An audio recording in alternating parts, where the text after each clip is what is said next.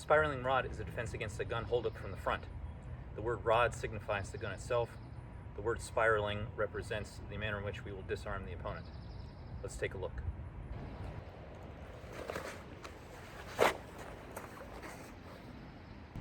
So what happened there?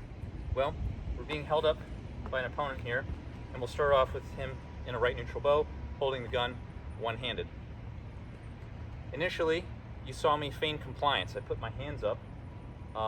It gets me closer to the gun without revealing my intentions here to defend myself. You saw me step off line here into a neutral bow, grabbing the slide and redirecting the gun, making sure not to leave my hand here in the line of fire. I then immediately transitioned up the circle with a side step, so up the circle, side step, holding the opponent's arm in this fashion. You can see here I'm grabbing the back of the slide here with my left hand, and near the front of the slide still with my right. From there is a push drag towards 6 into a side horse stance as I point the gun back towards the opponent and pull it out of his grip. It was then a bicep curl, like in the gym, feeding the gun into my left hand as I complete a single cover out into a shooting stance. And you can either take a retention, a low ready, or you can present the weapon to fire, depending on the situation. So let's get a little closer here so they can see how the disarm is working. So if you hang on really tight here to the gun, I'm not necessarily going to be able to yank it free from his grip, right? If, however, we externally rotate the opponent's arm, that puts him in a much weaker position. And rather than trying to yank it straight free, we're going to yank it while twisting. And you can see that becomes a lot harder for him to hang on to. So that's the nature of the disarm.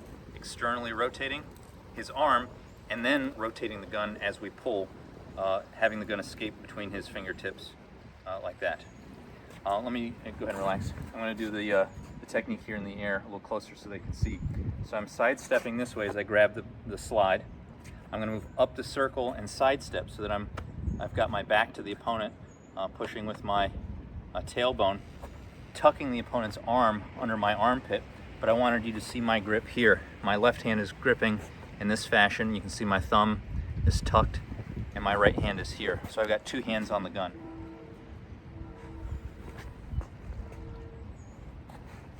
Redirect and hug.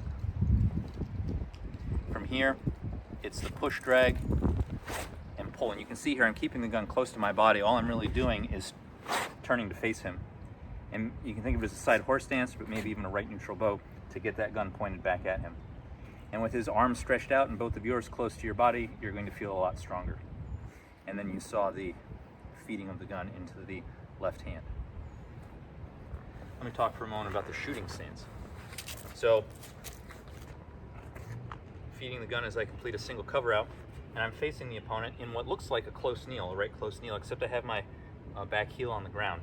Both of my knees are bent, and this is a great platform from which to shoot. I'll do that facing you. If I have to engage multiple targets, I can turn easily, but also manage recoil. I highly recommend that when you initially take the gun, that you keep it in a retention position. Don't immediately present the gun to fire, because you're threatening his life with the gun. And if he's no longer a threat, but you threaten his life with the gun, he may feel the need to retaliate, and then you would be the bad guy and he would be the good guy. So only bring the gun to a low ready or present the weapon to fire if you really feel like your life is in danger. I'll talk for a second here about my preferred shooting grip. So obviously you're going to want to be high and tight here. With my opposite hand, I like to have a lot of meat up here by the slide, and I use my middle finger here as a guide right underneath the trigger guard there, getting that hand nice and high. And I use a vice-like grip, almost like I'm wringing out a wet towel.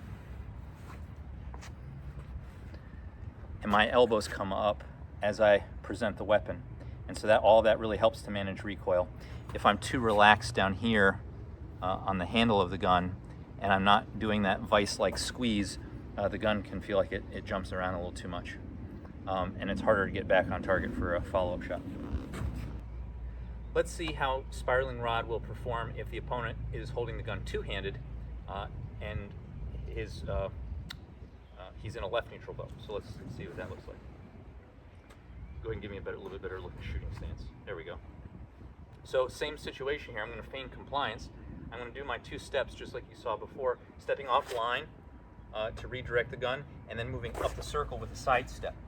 So this gets my tailbone here creating space, and although the opponent does have 2 hands on the gun, I should be able to push drag and yank the gun from his grip. You can see here that with both of his arms he's stretched out, but I have the gun tightly to my chest. And perhaps I didn't turn enough. The idea really is to turn the gun back at the opponent.